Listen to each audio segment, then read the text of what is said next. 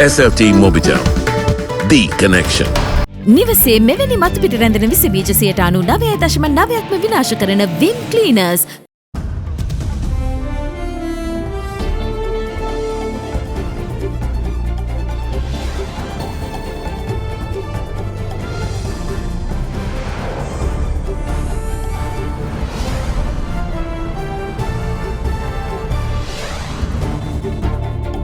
Tonight, more options. As 12 Grama Niladari divisions in the Western Province isolated, hopes are high as Pfizer gets the nod and Sinopharm WHO approval expected in days. Honouring their sacrifices, the Defence Ministry to begin doling out long-awaited financial benefits to war veteran families.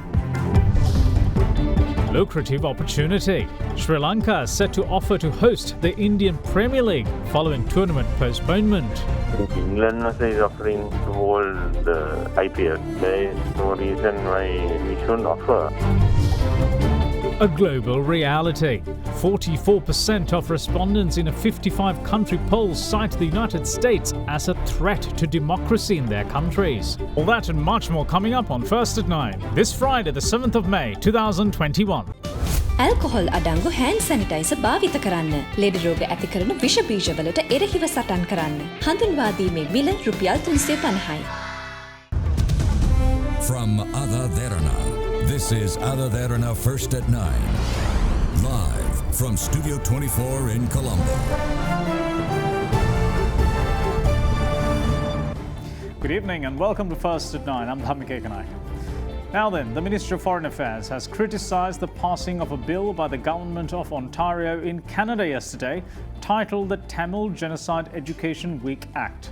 The private bill presented by Scarborough Rouge Park MPP Vijay Thanigasalam was passed in its third reading and will now dedicate the 11th to the 18th of May as a week to educate Ontarians on an alleged Tamil genocide during Sri Lanka's war against the LTTE. Responding to the passing of the bill, the Ministry of Foreign Affairs tweeted its disappointment and condemned the act that it says is based on a flawed premise, unfounded assumptions and blatant lies. The ministry pointed out that neither the United Nations nor any foreign governments, including the friendly government of Canada, have ever concluded that there was genocide in Sri Lanka. However, despite the passing of the bill in the Ontario Parliament, in order for it to become law, the bill still has to receive the royal assent. Won't you follow me into the jungle?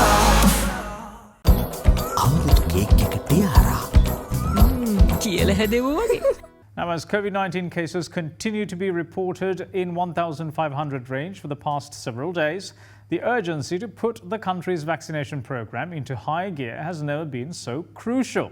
However, there seems to be some positive news on this front, with the National Medicines Regulatory Authority having granted emergency use approval for the Pfizer-BioNTech COVID-19 vaccine today. In addition, President Gotabaya Rajapaksa expressed hope that the World Health Organization will approve the Sinopharm vaccine in the next 2 to 3 days. For 8 consecutive days, Sri Lanka recorded daily COVID-19 caseloads in the excess of 1,500. Among them is the highest number of new infections the island confirmed within a day, as Vensis saw 1,939 fresh infections. During the last cycle on Thursday, the new caseload wasn't that far off, with 1,895 new cases. From that, the Western Province accounted for 908 infections. Within it, the Colombo district reported the highest number of infections, with 326 cases, while the Kalutara and Gampha districts confirmed 309 and 273 new cases respectively. Meanwhile, the district of Kandy reported 103 infections, while Gaul recorded 131 cases and Matale reported 90 infections. The Ratnapura, Anuradhapura and Puttalam districts confirmed 70, 68 and 62 infections respectively. A further 309 COVID-19 infections were reported from 12 other districts. 44 imported cases were also among yesterday's COVID caseload. As for today, 1,889 new novel coronavirus infections have been confirmed so far. In the meantime, Chief Epidemiologist of the Epidemiology Unit, Dr. Sudat Samaravira, says the Ministry of Health is presently mulling the administration of COVID-19 vaccines on expectant mothers. We are experiencing that more and more pregnant mothers are getting COVID-19 infection. When they are getting the infection, they get more complications of COVID-19 as well as their pregnancy is going into complications. This affects their unborn child, or they will have a premature childbirth and some other complications. So because of that, at the moment, all the pregnant mothers getting extra care not to get this infection is very important. These pregnant mothers should stay at their home as much as possible, should not expose to the society, other people, and getting the risk of the infection. And also, these pregnant mothers, when they are at home, the other members in the home also should take extra care about these pregnant mothers. And the consultants are recommending that pregnant mothers should get the COVID-19 vaccine. At the moment, the Minister of Health is considering that. The Minister of Health will get the expert opinion on this and evaluate the experiences in other countries, and then will take a decision on vaccinating pregnant mothers as well. In other developments on the vaccine front, State Minister of Primary Healthcare, Epidemics and COVID Disease Control, Dr. Sudarshani Fernando Pulle, announced today that the National Medicines Regulatory Authority has given approval for the Pfizer-BioNTech COVID-19 vaccine to be used in the island's inoculation drive. Sputnik පහ එන්නත කොළොන්නාව සෞඛ්‍යවාදී නිලධාරී කාර්යාලයේ ගොතටුව ආයනේ දීම ආරම්භ කරනවා. මේ වෙනකොට 661කට පළවෙනි මාත්‍රාව ලබා දීලා තියෙනවා. කිසිම අතුරු ආබාධයක් මේ වෙනකොට වාර්තා වෙලා නැහැ. මේ මාස අග වෙනකොට රටේ ජනතාවට ලබා දීම සඳහා අවශ්‍ය එන්නත් වග ලැබෙනවා. ඒ වගේම ෆයිසර් එන්නත සඳහා ජාතික ඖෂධ නියාමන අධිකාරී උපදේශක මණ්ඩලයේ අනුමැතිය මේ වෙනකොට හිමි වෙලා තියෙනවා. ෆයිසර් එන්නතත් මිලියන 5ක් ලංකාවට ආනයන කිරීමට මේ වෙනකොටත් කටයුතු කරගෙන යනවා. ඒ වගේම අපි දකින කෝවැක්ස් දෙවෙනි මාත්‍රාව දීම දැන් 1,50,000කට ආසන්න සංඛ්‍යාවකට දෙවෙනි මාත්‍රාව දීලා තියෙනවා. උපරිම වශයෙන් කැප වෙන්නේ ඔක්ස්ෆර්ඩ් ඇස්ට්‍රාසෙනිකා ලක්ෂ 6 අරගෙන අපේ රටේ ජනතාවට දෙවෙනි මාත්‍රාව ලබා ගන්න ඉන්න ඉතිරි ලක්ෂ 6ට කඩිනමින් මේ ලබා දෙන්න. Meanwhile, taking to Twitter, President Gotabaya Rajapaksa stated that he is hopeful that the World Health Organization would make efforts to fulfill Sri Lanka's need for 600,000 doses of the Oxford AstraZeneca COVID vaccine for the administration of the second dose. He made these comments following a virtual discussion with Director General of the World Health Organization, Dr. Tedros Ghebreyesus. The head of state also said that during the discussion, it had also transpired that the WHO will approve China's Sinopharm vaccine for emergency use within 2 to 3 days. As such, President Gotabaya noted that Sri Lanka will be able to roll out the Sinopharm vaccine with the current stock of 600,000 doses in hand. He also quoted the WHO chief's hope that the island would soon bring the current surge in COVID-19 infections under control, while commending the island's control of the first wave of the pandemic. The president had conveyed his appreciation of the support the WHO has been providing at regional level and as well to the country. In addition to this development, State Minister of Production Supply and Regulation of Pharmaceuticals, Professor Channa Jayasumana, also announced today that the Sinopharm vaccine will be administered to people in the country from next week, with hopes hinged on the WHO granting approval for its emergency use. He said that people in Gram Nildara divisions which record high daily case loads will be given the jab. In the meantime, the Joint Committee on Vaccine Immunization in the United Kingdom said today that the under 40s will be offered an alternative to the Oxford AstraZeneca jab. This development follows growing concerns around the risk of blood clots among young people receiving the AstraZeneca jab. The UK's Medicines Safety and Regulator said there have been 242 clotting cases from 28.5 million doses of the vaccine given so far. Meanwhile, with the recovery of 878 COVID-19 patients today, the island's overall number of recoveries rose to 101,763. As such, the number of active cases in the country currently stand at 18,805. Now, news just in. The World Health Organization has approved the emergency use of China's Sinopharm vaccine. Now, let me say that once more. The World Health Organization has approved the emergency use of China's Sinopharm vaccine. Now, Sri Lanka has close to 600,000 doses of it left from the donation made by China. Now, 12 Gram Nildara divisions in the Western Province were placed under isolation today until further notice. What's more, it was also decided that schools too will remain closed owing to the rampant spread of COVID-19. In order to curb the virulent spread of COVID-19, 12 Grama Niladhari divisions in the districts of Colombo, Gampaha and Kalutara were placed under isolation today until further notice. Accordingly, the newly designated isolated areas in the Gampaha district are the Grama Niladhari divisions of Aldenia East, Suryapaluwa South, Suryapaluwa North, Pahala Karagahamuna North and Ihala Karagahamuna North that come under the jurisdiction of the Kadavata police area. In the district of Colombo, the Grama Niladhari divisions of Halpita, Kasbava East, Makandana West, Nyungama and Pulhena that belongs to the Piliyandala police area entered into a state of isolation today. In Kalutara, Pimbura Grama Niladhari division within the Aglavatta police area as well as the Yatiyana West Grama Niladhari division of the Matugama police area were isolated from 6:30 this morning. Meanwhile, the status of isolation on 5 Grama Niladhari divisions in the Kalutara district was lifted with effect from 6:30 this morning. Accordingly, Morapitiya and Bellana Grama Niladhari divisions that come under the jurisdiction of the Baduraliya police area were brought out of isolation. In addition, Palavatta East, Miriswatta and Pahalahevasa South Grama Niladhari divisions within the Meegathana police area were also brought out of isolation. Meanwhile, with AdaDerana revealing the state of isolation in the Grama Niladhari division of Bombuwala in Kalutara not being enforced, police officers are now being deployed across the area to ensure that people in Bombuwala followed through with the isolation. As police crack down on people moving about within the area, some locals complained that the number of police personnel deployed to enforce the status of isolation isn't enough.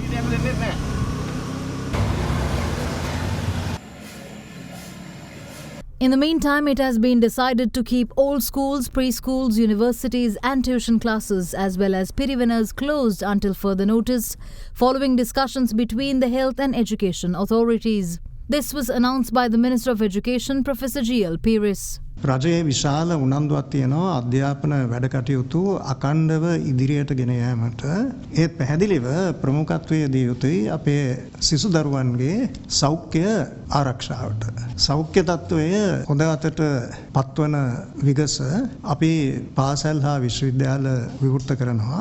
එසේ කිරීමට පෙර අවම වශයෙන් දින 3ක කල්දීමක් කළා ඒ දිනය ප්‍රකාශයට පත් කිරීමට අපි බලාපොරොත්තු වෙනවා.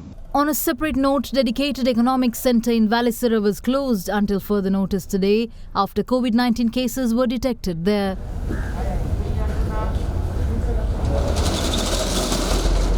In the meantime, with an attorney at law at the PELMADULLA Magistrate'S Court testing positive for the novel coronavirus, all proceedings at the court were suspended on a temporary basis. Despite there being vaccine drives across the world to combat the COVID-19 pandemic, health authorities identify adherence to health and safety protocols as key to stopping the spread of the virus. Though the importance of this is repeatedly communicated to the masses, some continue to be indifferent towards the threat posed by the virus. Yesterday alone, 436 violators of quarantine regulations were arrested by the police. It is the highest number of arrests since the 30th of October last year. Sri Lanka police are conducting continuous quarantine operations across the country. Yesterday we have arrested 436 suspects in connection with the offences of face mask and social distancing. So this is the highest number of suspects we have arrested within a period of 24 hours since the 30th of October 2020 to date. Total number of 5,922 suspects have been arrested in connection with the same offences. In Peta and Dam Street area, a special operation has been conducted yesterday from 1 o'clock to 3 o'clock for a period of 2 hours, and 101 suspects have been arrested in connection with the same offences, face mask and social distancing. In addition to that, 185 persons have been warned by the police they did not wear the face mask in a proper way. The operations are being continued at the moment, and we have deployed police officers in uniform and in plain clothes as well. So therefore they would detect the cases if you break the quarantine rules or regulations. Today too, the police cracked down on health regulation violators, leading to a number of arrests.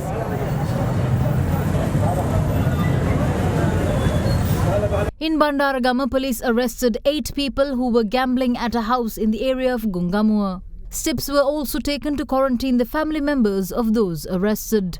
A similar situation was reported in the area of Melegama in Wadua as 7 people were apprehended for gambling. Following the cabinet approval of 2 memoranda submitted by President Gotabaya Rajapaksa last month pertaining to the payment of salaries and allowances of deceased and disabled war veterans to their dependents, the Ministry of Defence has been instructed to commence the payments immediately. The benefits are to be paid for life to families dealing with the death and disability of armed forces and police personnel sustained during the country's war against the terror group LTTE. The President's Media Division has announced a host of benefits to be granted from April to dependents of the country's war heroes who lost their lives or were disabled during the country's war against terrorism. 2 cabinet memoranda submitted by President Gotabaya Rajapaksa in this regard were approved at the cabinet meeting held on the 27th of April, and accordingly the Ministry of Defence has been instructed to begin the process of distributing the relief with immediate effect. The approved benefits include the granting of total wages and allowances to military and police widows that the personnel would have received upon the completion of 55 years during their service period. Further, the new benefits also include a 25,000 rupee monthly allowance to be paid for life to parents of married and unmarried armed forces and police personnel from the date the personnel reached the age of 55 years. In addition, the lifetime salaries and allowances of armed forces and police personnel who were disabled during the conflict are to be paid to their dependents upon their death. In the case of armed forces and police personnel disabled during operations not related to terror operations, a committee is to assess each case and ensure the personnel are paid their salary and allowances they are entitled to at the age of 55 with no change. Further, for armed forces and police personnel killed or disabled during post-war activities such as explosive ordnance clearance, the committee will provide their dependents with the salaries and allowances entitled to them at the age of 55 for life. In addition, dependents of armed forces and police personnel who died before reaching the age of 55 from injuries or disabilities sustained during anti-terrorism operations are to be granted salaries and allowances due to the personnel upon reaching that age. Meanwhile, salaries and allowances due to armed forces and police personnel who committed suicide due to psychological issues caused by their disabilities are to be paid to their dependents as well.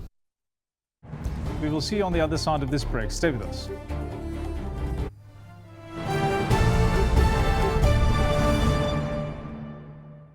Welcome back. This is First at 9. Now, the construction work of the Ruwanpura Expressway, Sri Lanka's 7th expressway, began today under the patronage of Prime Minister Mahinda Rajapaksa. It boasts a length of 73.9 kilometres and is an investment of 54.7 billion rupees. The proposed Ruwanpura Expressway starts from the Kahaturua interchange on the Southern Expressway and will proceed to PELMADULLA via Ingiriya and Ratnapura. Set to be constructed in several phases, the total distance of the proposed Ruwanpura Expressway is 73.9 kilometres. The first phase will be a 23.3 kilometre stretch from Kahaturua to Ingiriya, planned to be constructed within 30 months. The construction of the expressway is being carried out by a local company at a cost of 54.7 billion rupees. The expressway includes 5 interchanges, namely Horana, Ingiriya, Kiriyalla, Kuruvita and Ratnapura. Considering the COVID-19 situation in the country, Prime Minister Mahinda Rajapaksa unveiled the plaque declaring the commencement of the construction of the Kahaturua to Ingiriya stretch via video link.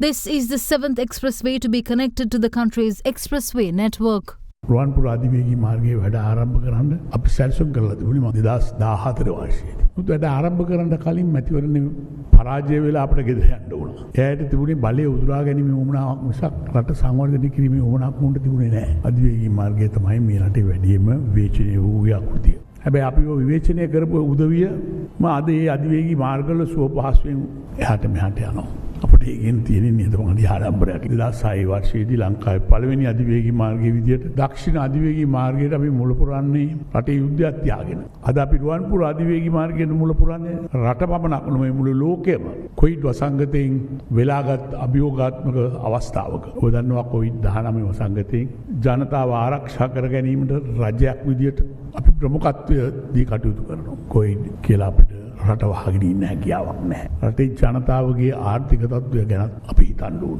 ජනතාව නිසි සෞඛ්‍ය උපදෙස් පිළිපදිනවා නම් අපිට මේ තත්ත්වය පාලනය කිරීම තරම් අපහසු වෙන්නේ නැහැ. ඒ නිසා මම ජනතාවගෙන් ඉල්ලා සිටිනවා සෞඛ්‍ය අංශය ලබා දෙන උපදෙස් පිළිපදින්න.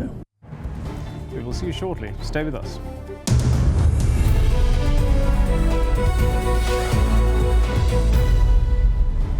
Welcome back. You're watching First at 9. Now, Sri Lankan shares closed higher today for a third straight session, boosted by gains in industrial and financial stocks. The CSE All-Share Price Index climbed 0.75% to end at 7,242 points for the week, while the S&P SL 20 Index of more liquid stocks up 46.54 points to close at 2,885.5. Now, here's Dimantha Matthew with a brief report on today's market performance.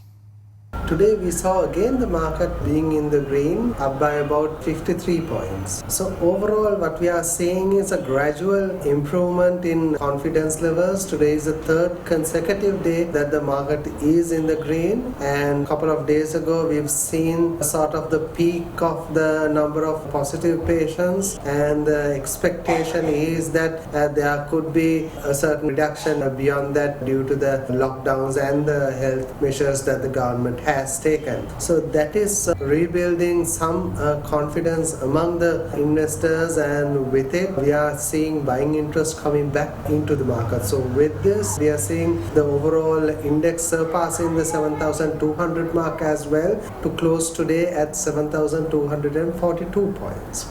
Turnover levels were onto the high side with about 2.8 billion turnover, and even the number of transactions have been high, around 17,000 transactions during the day.